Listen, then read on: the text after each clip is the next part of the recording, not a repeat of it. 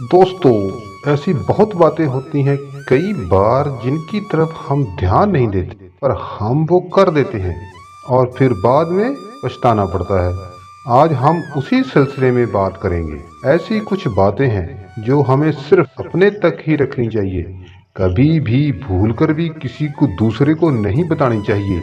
चाहे वो हमारे कितना भी नज़दीक हो, चाहे वो हमारा दोस्त हो, रिश्तेदार हो, मित्र हो, कोई भी हो, हमें ये बातें ये किसी को नहीं बतानी चाहिए।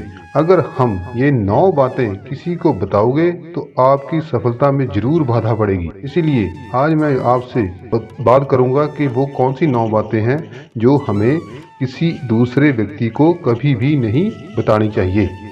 नंबर 1 है, सबसे पहले जीवन में आपने अपना कोई गोल निश्चित किया हो, कोई सपना देखा हो कि मैंने यह करना है और यह बनना है, यह भूल कर भी किसी को ना बताएं। आज तक जिन लोगों ने भगवान को प्राप्त किया है ना, क्या उन्होंने पहले बताया था?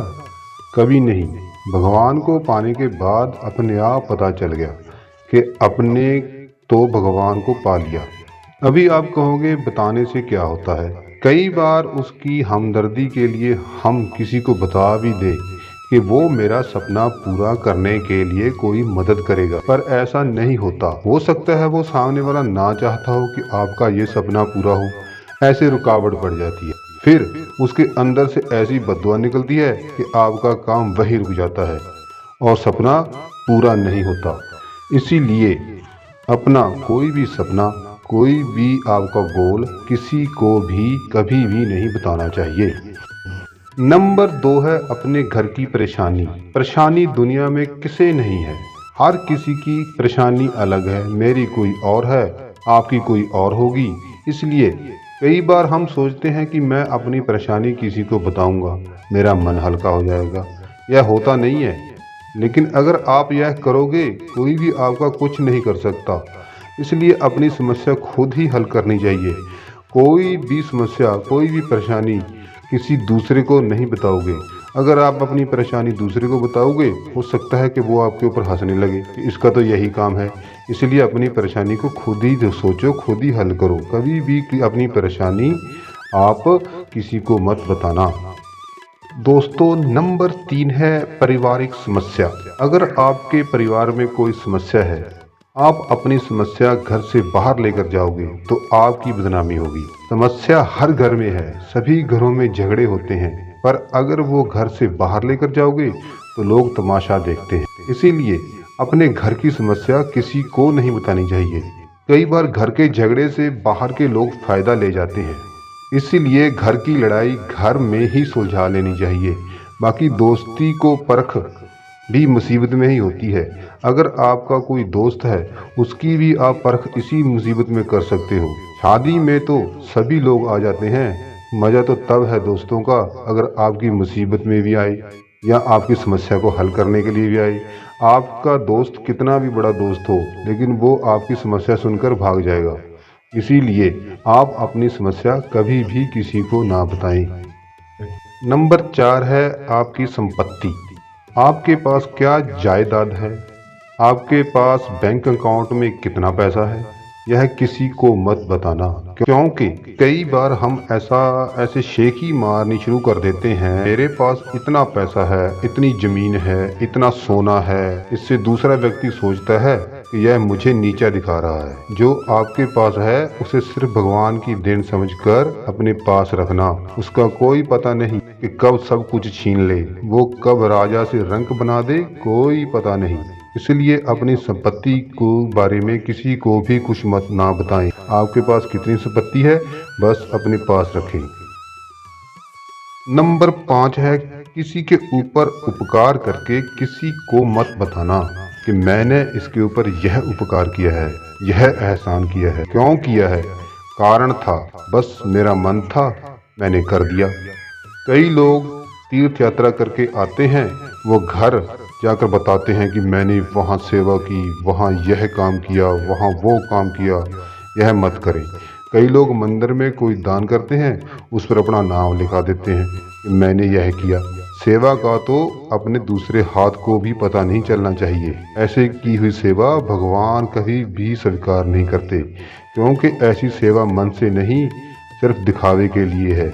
अगर आप सेवा कर रहे हो वो भगवान जानते हैं, फिर दिखावा किस बात का। इसीलिए भाई, अगर किसी के ऊपर कोई उपकार करते हो या किसी के ऊपर किसी कोई मदद करते हो, वो आप किसी को भी मत बताएं और उसको ना ही अपने इस उपकार का एहसान जताएं। दोस्तों, नंबर 6 है आपकी आमदन। आप अपनी आमदन किसी को भी ना बताएं कि आप कितना कमाते हो। ये बातें किसी के साथ शेयर मत करना और ना ही किसी से पूछना।